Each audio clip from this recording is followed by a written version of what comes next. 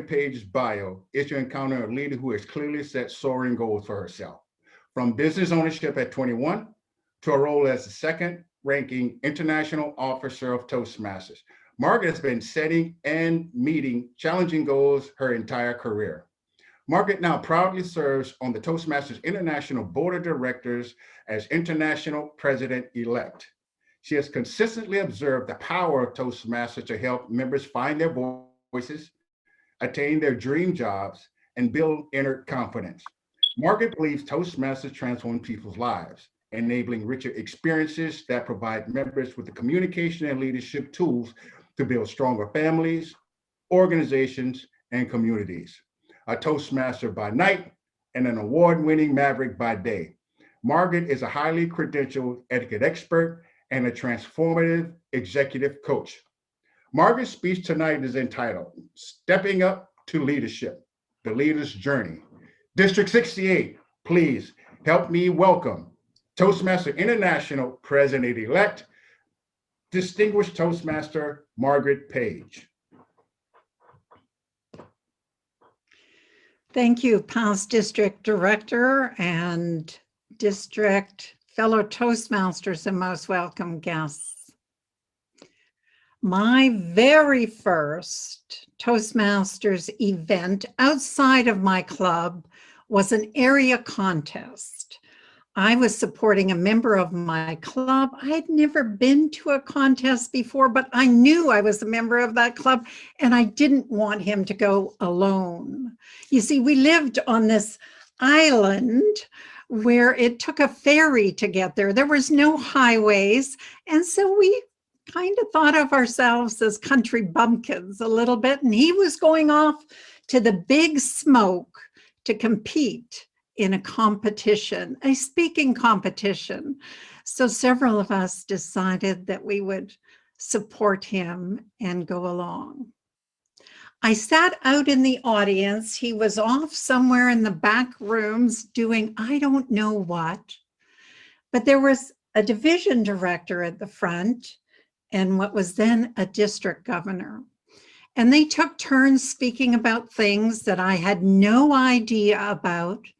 But I thought to myself, wow, they are Toastmaster geeks.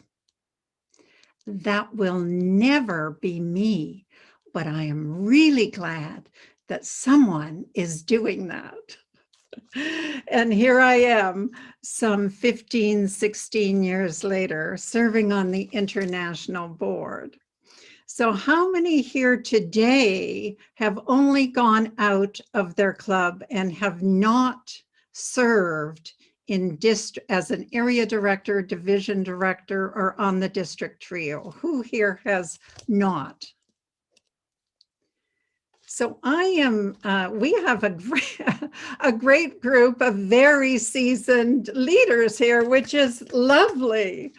My goal this evening is to share a little bit of my story with you, to also share with you the benefits that I believe you get from district leadership, and then to share what I think is the typical leader's journey in our organization. Because we have such a small, intimate group, and clearly you've already been serving, I want you to think of this as an opportunity to raise your hand, to stop me at any point, because it's such a lovely small group. I often don't get that chance, and this is lovely. So please do reach out as I go along.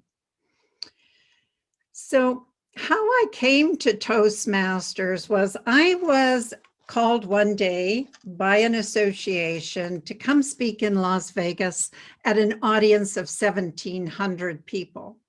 I could not even imagine that. I could no more do that than I could grow horns or sprout wings or jump over tall buildings. I immediately said no and just put it totally out of my mind. It was just beyond anything that I could comprehend.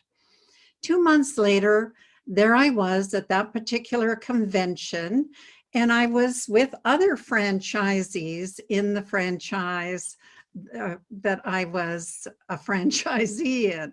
And we had a table and we were sharing the table, and I had my managers with me and he had his managers with him. And there came a point in the program where he was called up to the stage to share success strategies. The challenge was that my stores were number one, and my managers were sitting at that table with me. And as he was on stage speaking, they looked at him and they looked at me.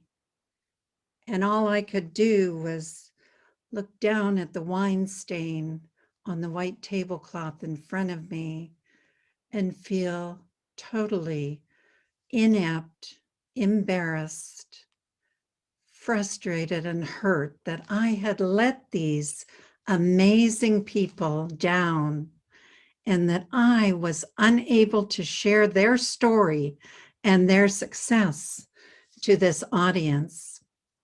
It still took me 2 years before I tripped into my very first Toastmaster meeting. That's how uncomfortable I was about speaking in front of an audience. I went to this meeting of a Toastmaster meeting, and I didn't speak for 3 months. I joined in October, and my New Year's resolution that year was, if I am asked a question at Table Topics, I will answer it. That is my goal this year.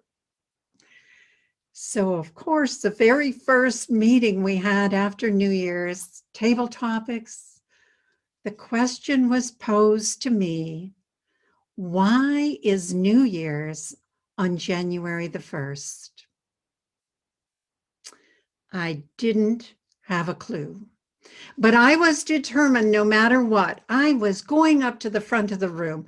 I was going to answer that question, just blather away, which I did, probably only for about 20 seconds, and I sat down. But that was a huge accomplishment for me. I felt that I had moved mountains with my willingness to move ahead. And of course, over the years, that's what happened every time. There was these big mountains of obstacles, big challenges, but it was those around me who supported me, encouraged me to take that next step and to step up each and every time. About 1.5 years into being a member of that club, I got a call in May that on the May long weekend, there was going to be a political debate at the senior center. The president had called me, and apparently all the club officers were going to be out of town. The long weekend, we're gone. But he asked me if I was willing to moderate that debate. And my mouth said, yes, I will, but my head said, you can't do that. But my mouth said, I will. Over the weeks that followed, I rationalized. It's a senior center. In the afternoon, they're all going to be napping. Who's going to be there? I rationalized everyone was going to Vancouver for the long weekend. There wouldn't be anyone there. The day of the debate rolled up, and I had never been to the senior center before. I had just imagined it in my mind from when my mother-in-law was in a senior's home. I pulled up in front of the building, and there was a mobile TV unit outside. I thought to myself, someone very important must have died here, and they must be recording the funeral. I went inside, and instead of them packing away chairs, they were putting them up, and there were 300 chairs. I thought I would die. I had no idea. If I could have gotten out of that room, if I could have fallen and fainted, if I could have done anything and left my Toastmaster members feeling that I hadn't let them down, I would have escaped that day. A little white-haired granny came up to me and she handed me 2 pages of papers. And she said, "This is the question I'm going to ask the candidates." And I looked, and I had written enough speeches at that time to realize a page and a half is not asking a question. This was to be a 90-minute debate, and there were 7 candidates. If everyone asked a question that was 7 minutes long, they wouldn't have time to answer anything. So quickly I did the math in my head, and I had had enough experience in my club. I started giving directions. "Ma'am, this is a speech. You have 30 seconds to state your name and ask a question." And before you know it, I was no longer focused on myself and how I was feeling, but I was focused on the job that needed to be done.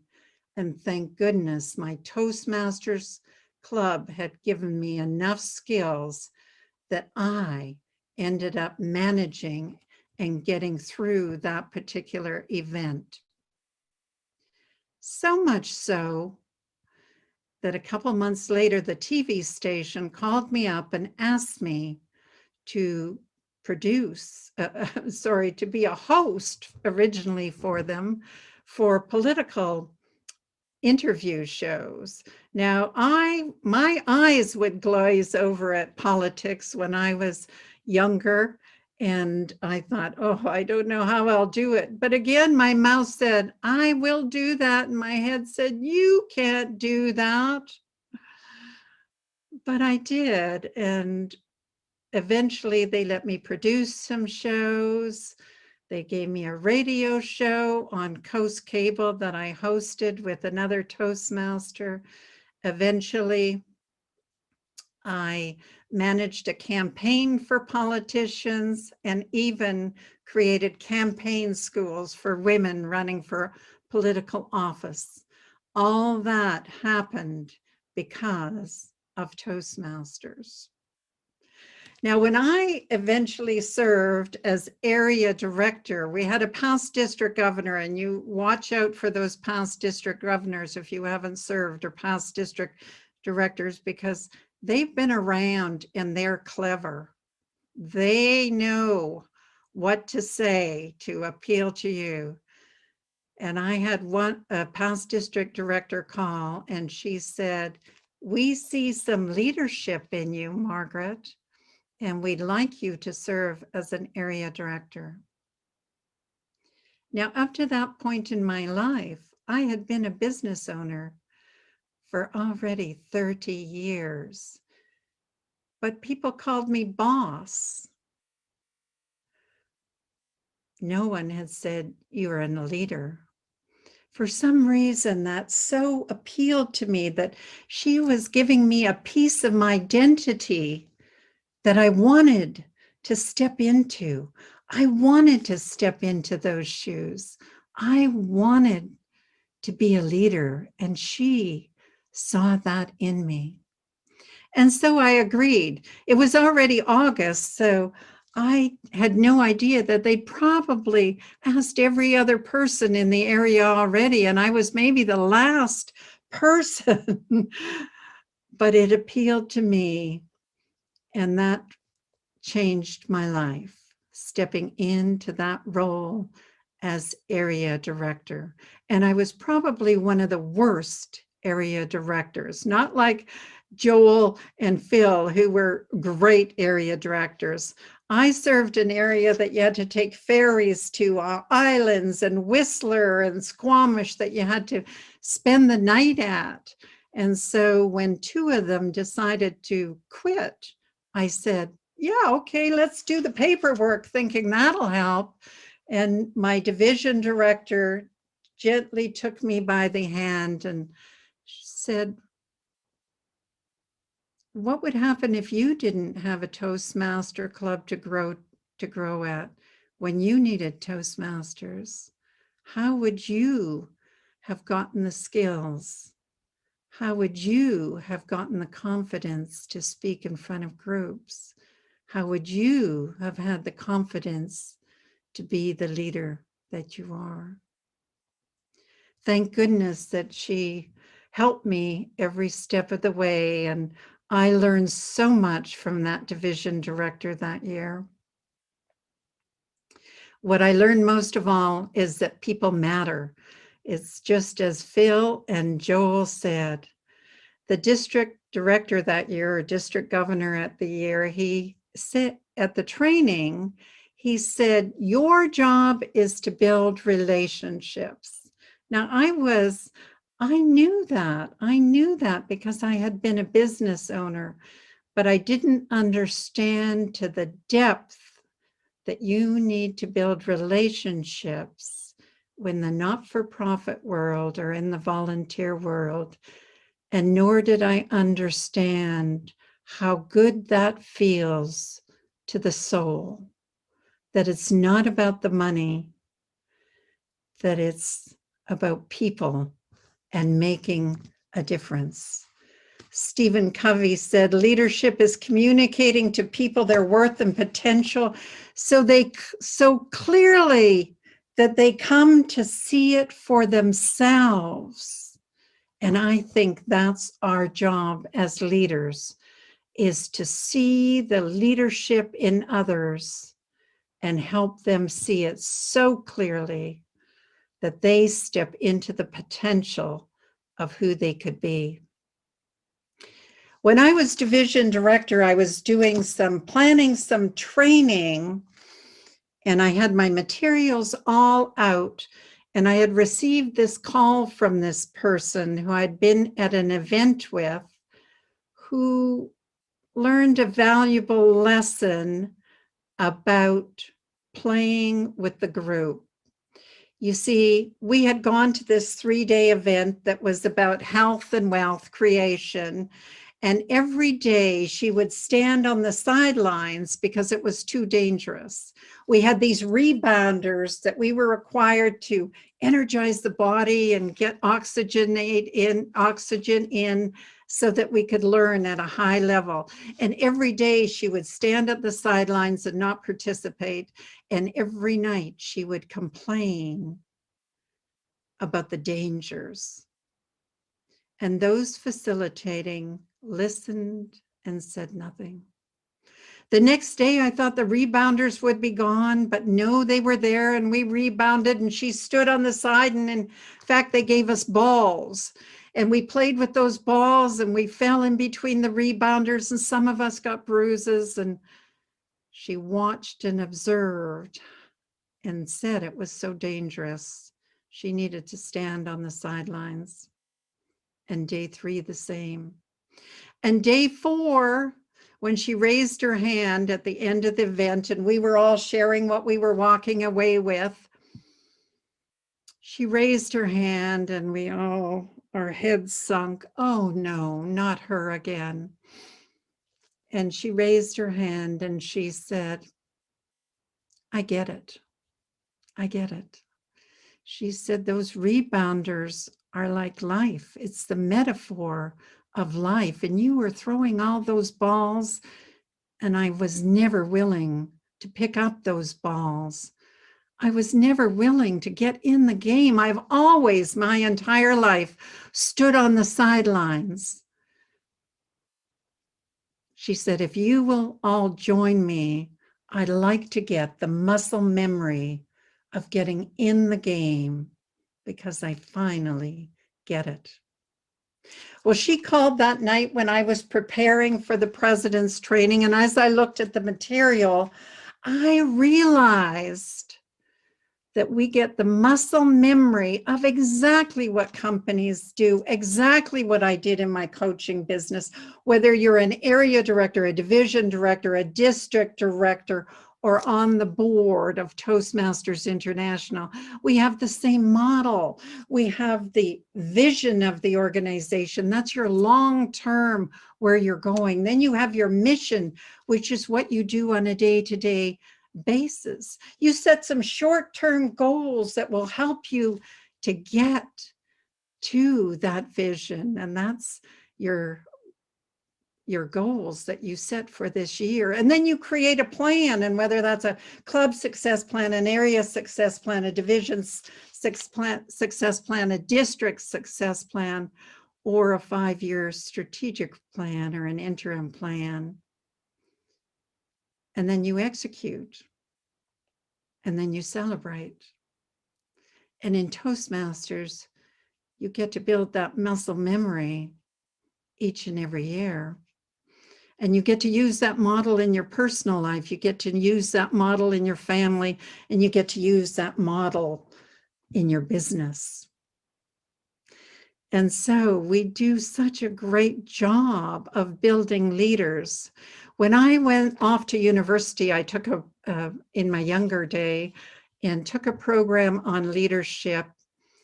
I studied hard, and there were so many different models and hypotheses about this kind of leadership and that kind of leadership. And I passed the exam, but I asked the instructor, I said, how will I know which of these models to use? You've given me so many models. How will I know which to use? And he said, well, it depends on the context. It depends what's happening, is which model you would use. And I left there feeling very confused about leadership and what it actually was. But it was our founder, Dr. Ralph Smedley, who said, leadership can't be learned in a book, just like you can't learn to play golf by reading a book. You can't learn to play piano by reading a book, and you can't learn to swim by reading a book. Leadership has to be experienced experientially and emotionally, and you have to be willing to do the work to know and understand leadership. And I believe that to be true. One day after I was division director and I had received Division Director of the Year award, the past district governor came up to me and they said, it's very typical that if you receive Division Director of the Year that you run for district governor. And I said, oh, no, there's the doors of opportunity have opened up so much for me because of Toastmasters. I can't possibly do that. But if something happens in the years ahead, I'm always willing to help out.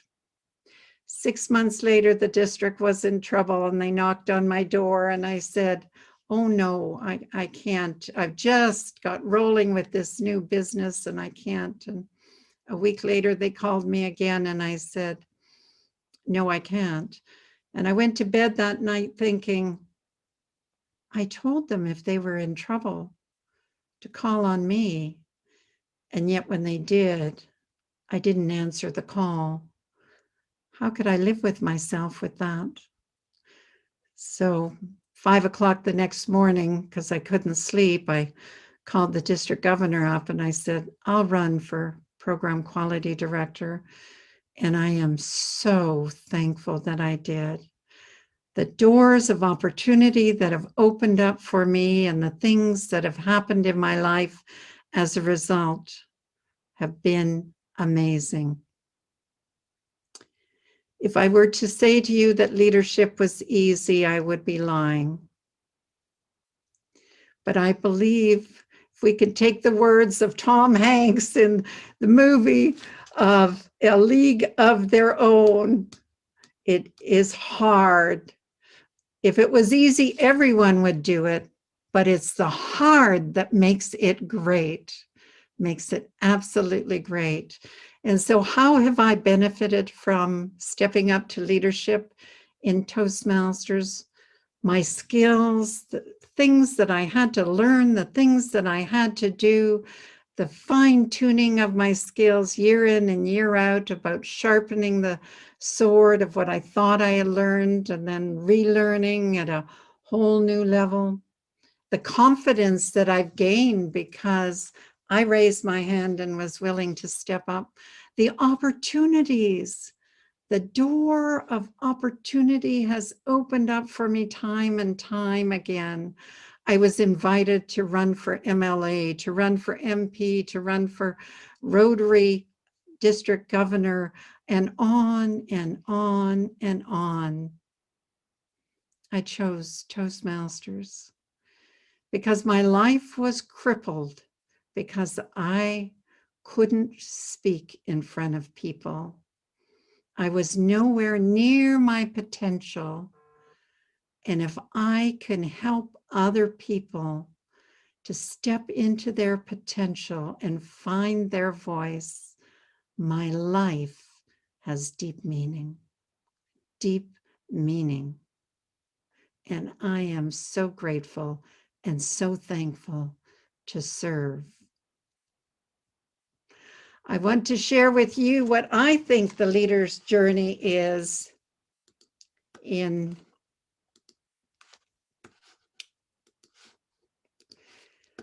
throughout Toastmasters. And then I'll open it up for some questions.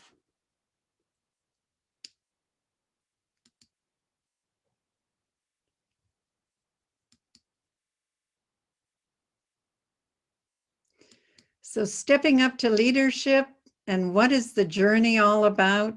For those of you who've already taken it, I think you'll find yourself as I begin to share this story. Many of you will know, because you're speakers, you will know the story of Joseph Campbell and the hero's journey. Joseph Campbell was an academic who went around studying various cultures around the world.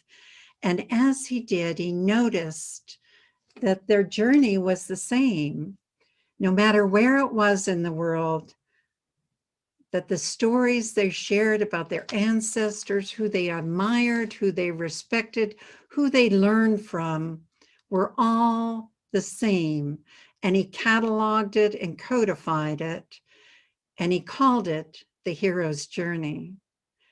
Today, of course, we use that model in movie making, and George Lucas used the model when he created Star Wars and spoke about it often, and many different storytellers use the model.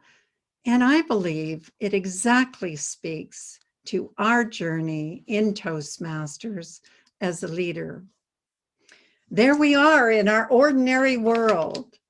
You know, whether that's at home and not yet a member, or in our club and not yet stepping up to leadership. But we're of every age and every race and every color and every culture in 143 countries around the world. Hundreds of thousands of us, all with the same mission to become better communicators and leaders. And we will get this call to adventure. Someone will ask us, would you like to step up to club leadership? I see some leadership in you. Would you be willing to be an area director? I think you'd make a great club girls director. We could really use someone like you. And many of us, I know I did, will refuse the call. I don't have the time now. I'm not ready. I'm too young. I'm too old. I'm too busy. I don't have the skills. And then along will come a mentor, and they will shine a mirror on us and let us know who we are deep inside. You know, the original storyline for Star Wars was not "May the Force be with you." The original storyline was "May the force of others be with you." And I think that's what happens at Toastmasters. You have that mentor that sees something in you and is willing to support you, is willing to hold your hand. In fact, past international president Dilip Abhisekera, when I was campaigning for international director and I made all the calls, and I said, Dilip, what's different about Toastmasters than the other organizations where you have served on university boards?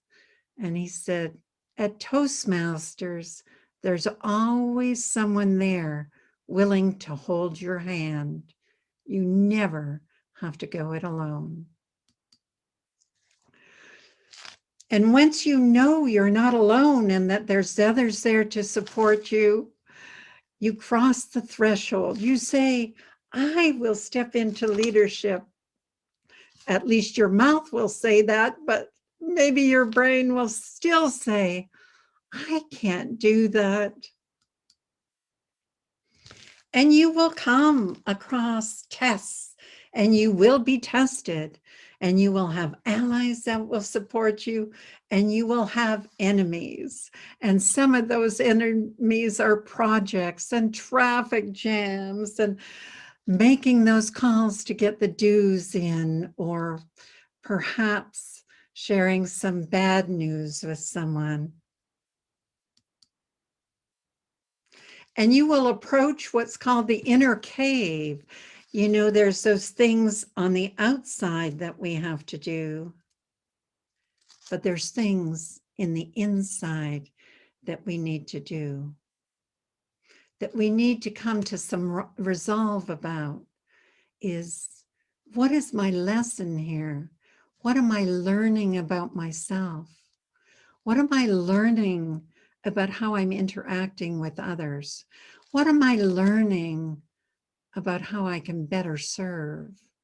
And what am I learning about how I can make a difference in the world? And you will be faced with the big ordeal, which is the year end is coming, and will we be distinguished? Will the club be distinguished? Will the area be distinguished? The division or the district?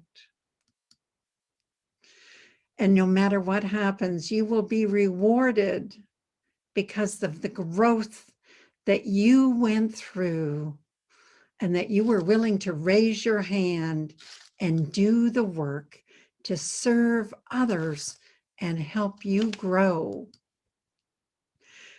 And on the road back, you will have a suitcase filled with tools and resources that you don't even know you have until push comes to shove and you need to pull them out of that suitcase. And there's a resurrection, which is a new coming to life, because now it's the end of your term and you're pushed out the door. But you return with the elixir, the magic powder, the magic statement, abracadabra. You now have the wisdom that you didn't have at the beginning of the year. And your job is to share it with others, exactly as I am sharing here today with you. And I'm sure that if you've been in district leadership, you can identify that these steps all happen to you. And I believe that you all are heroes, and the hero lies in each one of you.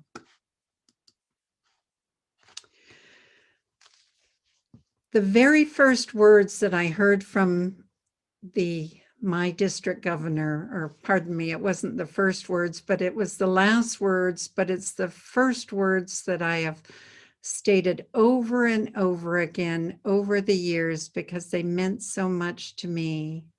And he said this: we owe it to those that came before us to leave the organization in better shape that we found it, so that those that come after us will have a place to grow and learn.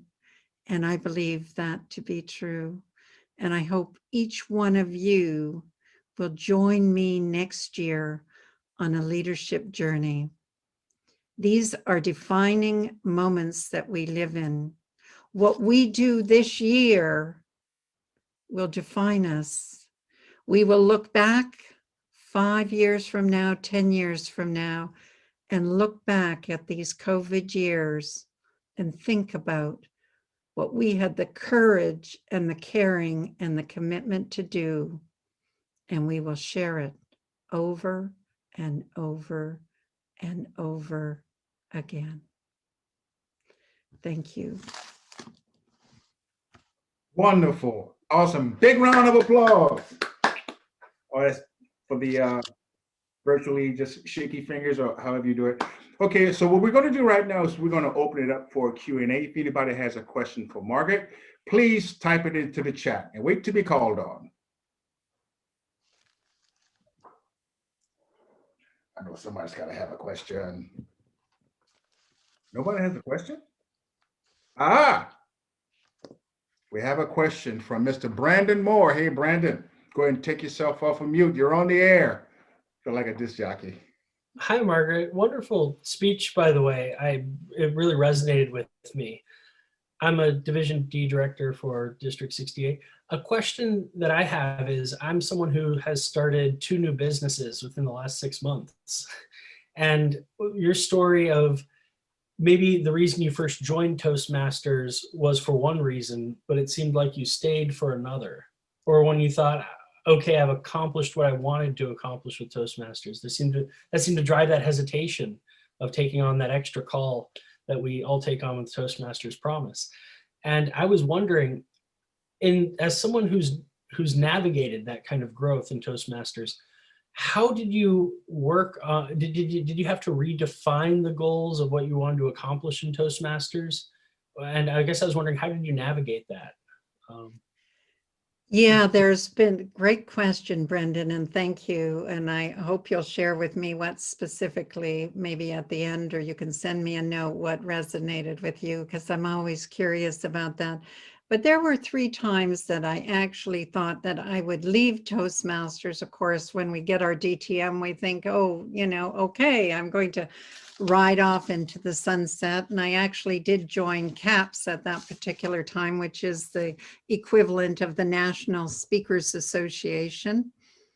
And they asked me to step up to leadership there. And I looked at, in the district had asked me that same time. And I told you that I had that calling of my character, at question there. So, but after I did the research as well, CAPS were asking me to lead a group of about 40 people, which I could easily do, because you could do that in club leadership.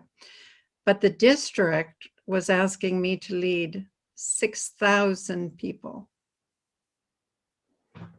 That's opportunities that when that door opens, you need to step through, because those opportunities don't come around all the time. And, if you don't, if something else comes along, you won't maybe have the skills to do that.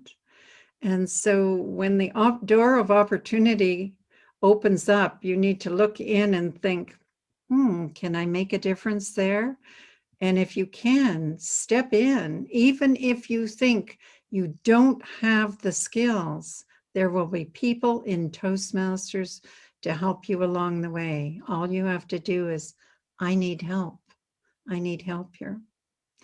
But yeah, Brendan, I was really afraid for my business because I was a solopreneur at that particular time. Earlier on, I had been a franchisee, but when after 9/11 happened and I was living in Vegas, I moved back to Canada and was, that time I had decided I would do some solopreneur work, and all the income was up to me.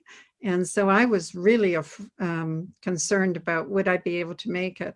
But in fact, because I stepped up to leadership in Toastmasters, and I'm not going to promise this happens to everyone, but my income, in fact, increased, which I was astounded at, amazed at, and delighted with. Yeah. Thank you for that question, Brandon. Okay, Miss Tina Gilliard, you're on the air. I think she has a question for you.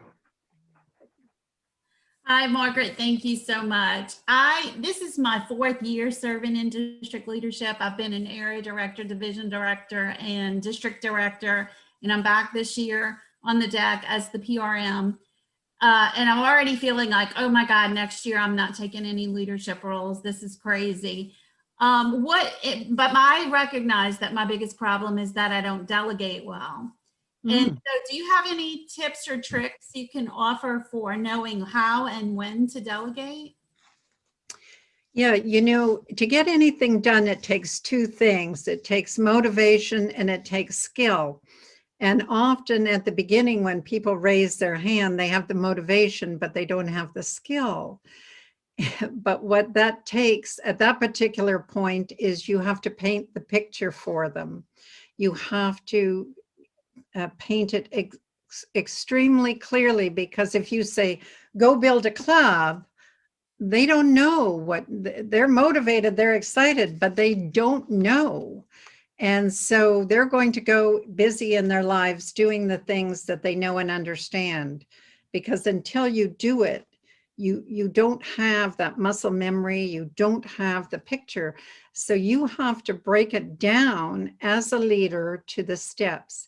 Here are the 5 steps to building a club. And you take them, paint the picture, make it easy, have handouts, make it easy, sit down with people. Let's sit in a room together and let's all make cold calls, and we'll all do it at the same time so we can all feel really uncomfortable at the same time. And then we'll laugh and giggle and have lunch together and correct ourselves and give each other feedback.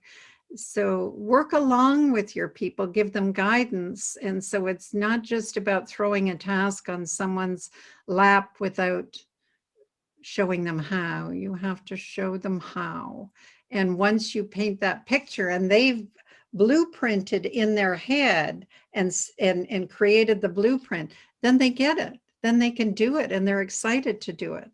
But the challenge, of course, is once they've done it many times, such as perhaps you, then you have the skill, but perhaps the motivation is gone at that particular point because you've got the skills there. So then it's time to step up to a higher level. Challenge yourself again and again.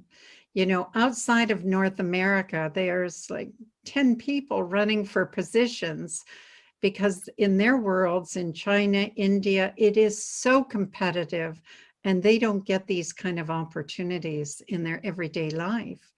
And sometimes we in North America think it's a tick box for us, then I get my DTM, or I'm sacrificing, I'm giving, instead of realizing this is like a PhD. This is skills that you get that will serve you everywhere in your life. I think if you serve as club growth director and you make those calls, you're willing to make those calls, then you can do anything. When your child needs a doctor, when your parents need a senior's home, whatever it is, you've learned those skills to be able to communicate, influence people, and have that kind of impact.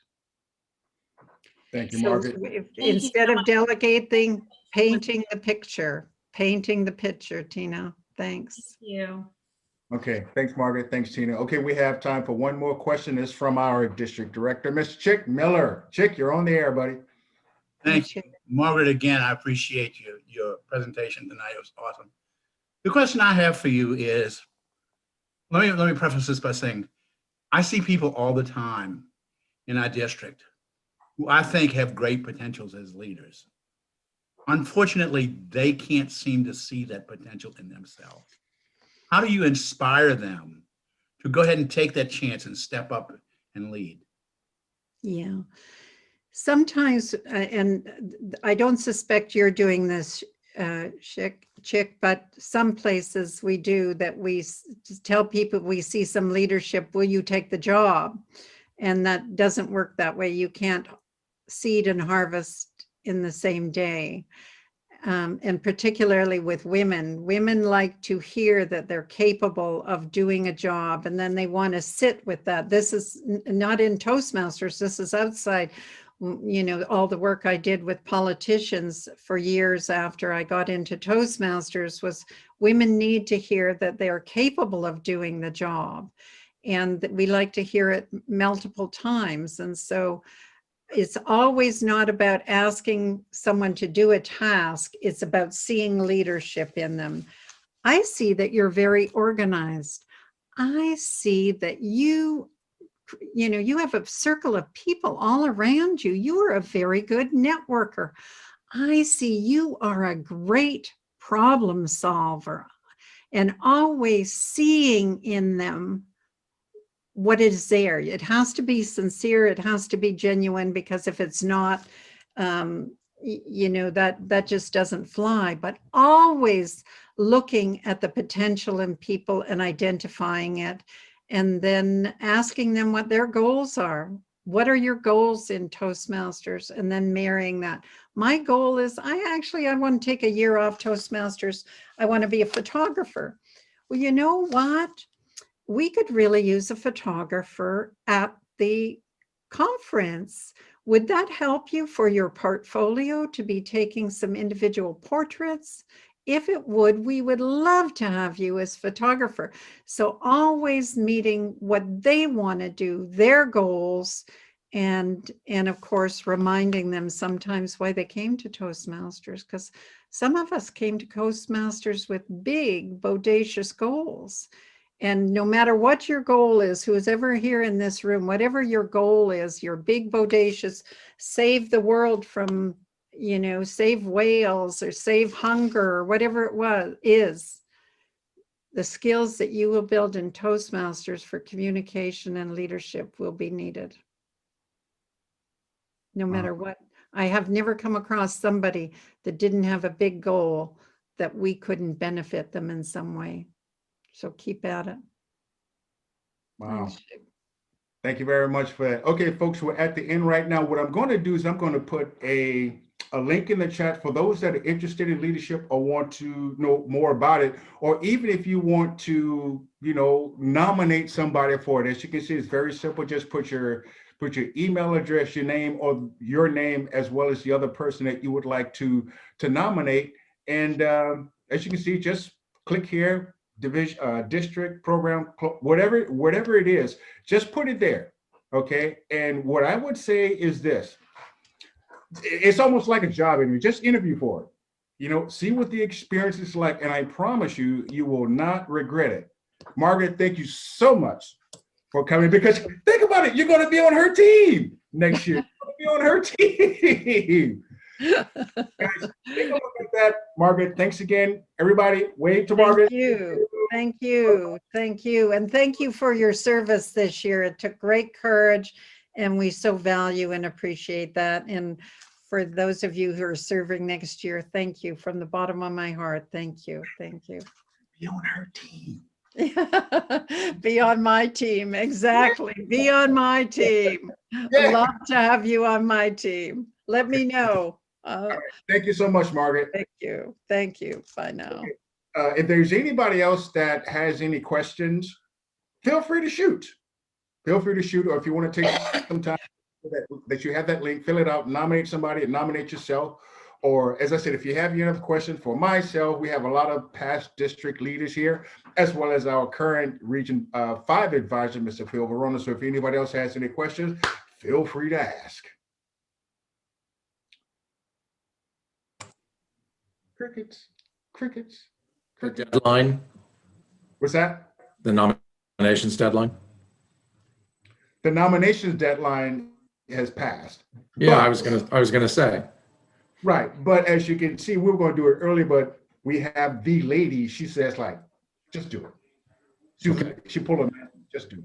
Like I had checked with Chick and Greg earlier and checked. I said, I was pretty sure I had missed the Friday nominations deadline. And so at the end where it was clear that's where you were, in my mind, where you were heading. So I just wanted to make sure you've accepted that. Is that correct?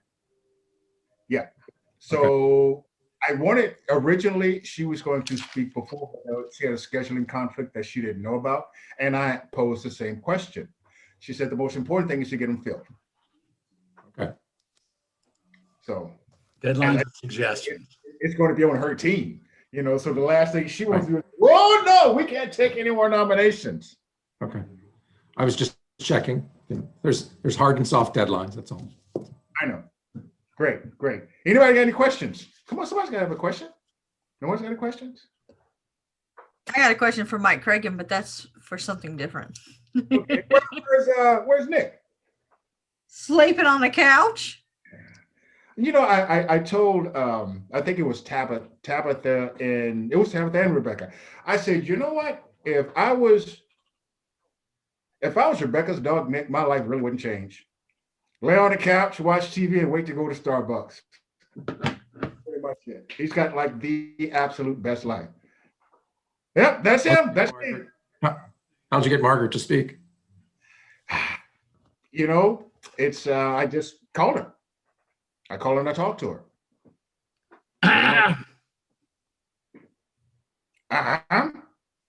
You called her and talked to her? Well, through email. The person that coughed was for knows exactly what it's about.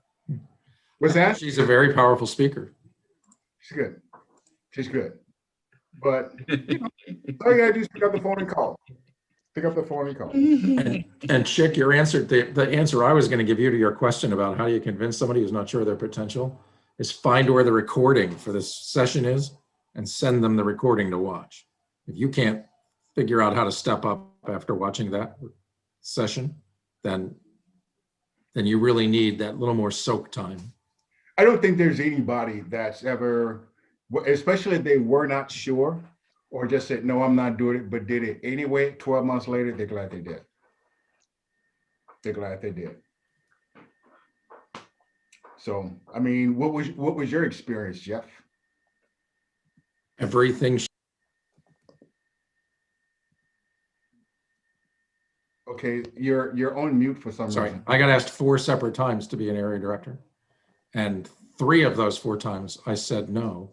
And then I finally told Jimmy Chandler, who was one of my mentors, fine, if you can't find somebody else to do it, I'll do it. And he goes, welcome to being area director. And I agree that a lot of times, in answer to a lot of other people's questions, I don't think, although it's pretty clear she's different about this, I'm not aware of anyone who I've ever met who joined Toastmasters to be a leader. When you ask them at that initial question, I've seldom had anyone come in and say, I'm really looking for leadership skills to grow my business. They'll often talk about their speaking skills or their communication skills, but like only Greg Kitchen joined Toastmasters for leadership skills. Really? And I just want to tell you, my mentor, she was talking about those past district governors and past district directors being sneaky. The way my mentor got me to do it was he said, whatever you do not let them trick you into stepping into leadership. Which of course then made me jump right into leadership. Because I watched what he did. I didn't listen to what he said. Mm-hmm. You see. Questions? And for those of you that don't know, I won't tell you my mentor's name, but his initials are Jeff Harris. Aha. Jeff Harris. Sneaky. Okay. Phil. before we close out, do you have any closing comments?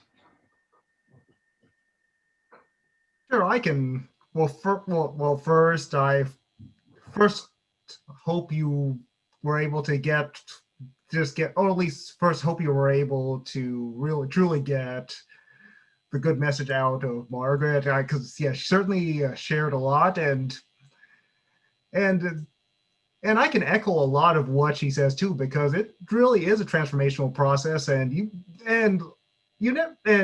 may think you know what you're going to get into, but in reality you learn even more, and it's even better.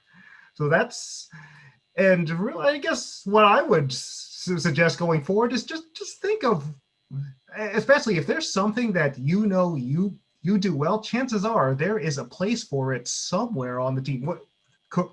Of course, we're going to push the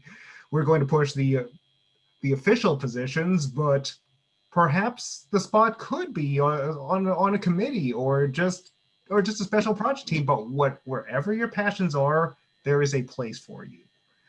So go ahead and just think about, where do you think you can fit in? Because quite frankly, we could use just about anybody here. And so yes, just think about how you not only how you can serve, but what you can get out of it too. Because you're going to ask, what's in it for me? Well, you're definitely going to grow a lot, and so yes, that's what's in it for you. So just think about that. Mm-hmm. Again, Mr. Leadership Chair. Yeah, Mr. Me. I try to figure out, what do I call you now? Yes. Okay. All right, folks, that's going to be it for tonight. I want to thank all of you for joining. If you think of any questions or anything, or think of anybody that you want to nominate, even if yourself, everybody has my email address. Go ahead and shoot me an email. With that, good night, everybody.